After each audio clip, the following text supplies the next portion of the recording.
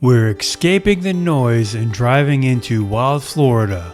Welcome to Disney Wilderness Preserve in Poinciana, Florida, just 45 minutes away from the Walt Disney World attraction area.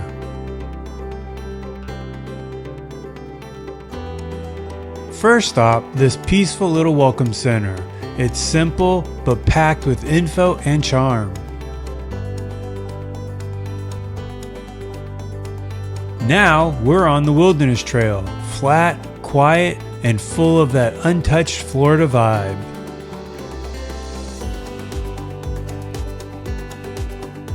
Right here is one of the best places to stop and look for wildlife.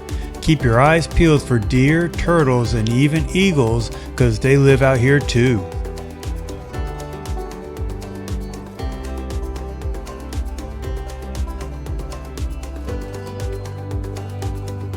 And this is Lake Russell.